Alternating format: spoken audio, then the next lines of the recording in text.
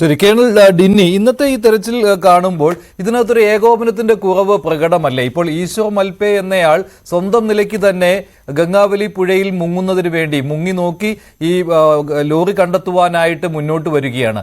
പക്ഷേ അദ്ദേഹത്തിന് വേണ്ട പിന്തുണ ജില്ലാ ഭരണകൂടത്തിൽ നിന്ന് കിട്ടിയിട്ടില്ല എന്ന കാര്യം അവിടെ നിന്നുള്ള റിപ്പോർട്ടുകളിൽ നിന്ന് തന്നെ വ്യക്തമാണല്ലോ. ജില്ലാ കളക്ടർ അവിടെ എത്താൻ വൈകി. ഇതിപ്പോൾ ഒരു പേരിന് മാത്രം നടക്കുന്ന പരിശോധന എന്ന രീതിയിലായിട്ടുണ്ടോ ഈ മാധ്യമങ്ങളെ കാണിക്കുന്നതിന് വേണ്ടി നടത്തുന്നത്?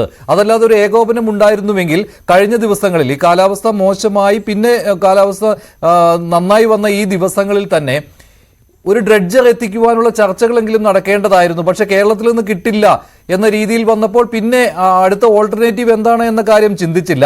എന്തുകൊണ്ട് കേരളത്തിൽ നിന്ന് കിട്ടുന്നില്ല എന്ന കാര്യത്തിൽ രണ്ട് സർക്കാരുകളും തമ്മിൽ വേണ്ടത്ര ആശയവിനിമയം നടത്തിയില്ല.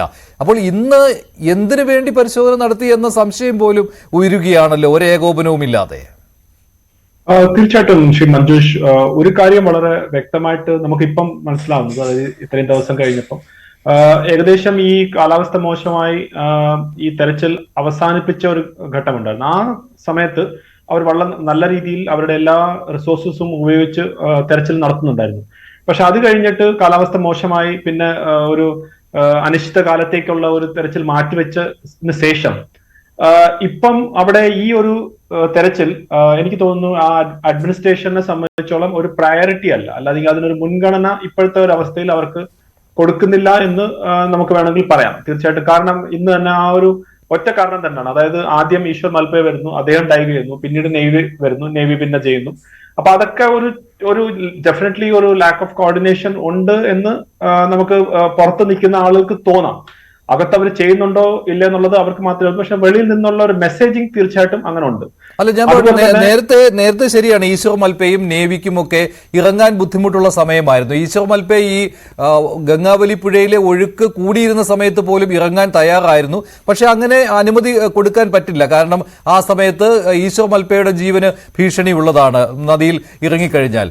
നേവി സ്വാഭാവികമായിട്ടും അവർക്ക് ഇറങ്ങാൻ പറ്റാത്ത സാഹചര്യമായതുകൊണ്ട് അവർ മാറി നിൽക്കുകയും ചെയ്തു.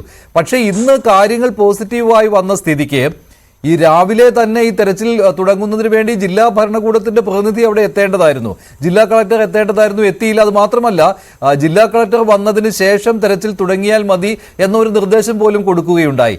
അതുകൊണ്ടാണ് ഈ പേരിനാണോ ഈ വെറുതെ ഒരു ചടങ്ങിന് വേണ്ടി നടത്തുന്ന രീതിയിലായി പോയോ എന്നുള്ള കാര്യം താങ്കൾ പറഞ്ഞത് ശരിയാണ്. പ്രയോറിറ്റി ലിസ്റ്റിൽ നിന്ന് മാറിയിരിക്കുകയാണ്. ഇപ്പോൾ അവിടെ കാർവാർ MLA ആയ സതീഷ് സെയിൽ അദ്ദേഹം ഒരു പ്രത്യേക താല്പര്യം എടുക്കുന്നുണ്ട്. അതിനാൽ കുറെ കൂടി കാര്യങ്ങൾ മുന്നോട്ട് പോകുന്നുണ്ട് എന്നല്ലേ ഇപ്പോൾ നമുക്ക് മനസ്സിലാക്കാൻ കഴിയുന്നത്?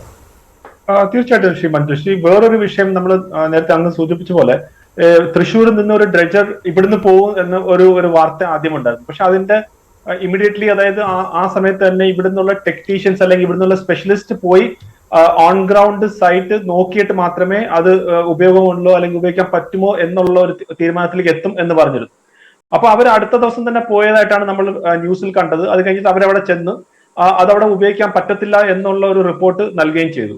അത് കഴിഞ്ഞിട്ട് ഇത്രയും ദിവസം ഉണ്ടായതുകൊണ്ട് അവർക്ക് തീർച്ചയായിട്ടും അവിടുത്തെ അഡ്മിനിസ്ട്രേഷന് വേറെ ഒരു രീതിയിലേക്കുള്ള ഒരു ഡ്രഡ്ജിങ്ങോ മറ്റു കാര്യങ്ങളും ചെയ്യാമായിരുന്നു. അങ്ങനെ ചെയ്തിരുന്നെങ്കിൽ ഇന്ന് അവിടെ ഡ്രഡ്ജിങ് തുടങ്ങാമായിരുന്നു. പക്ഷെ ഇപ്പൊ ഞാൻ മനസ്സിലാക്കുന്നത് അവിടുത്തെ എനിക്കൊന്ന് ബൈജു പോലത്തെ ഉള്ള റിപ്പോർട്ടേഴ്സ് പറയുന്നത് ഇനി അവർ അവിടെ ഓൾറെഡി ഗോവയിൽ നിന്ന് ഒരു ഡ്രഡ്ജിങ്ങിന്റെ മെഷീനെ കൂടി സംസാരിച്ചിട്ടുണ്ട്.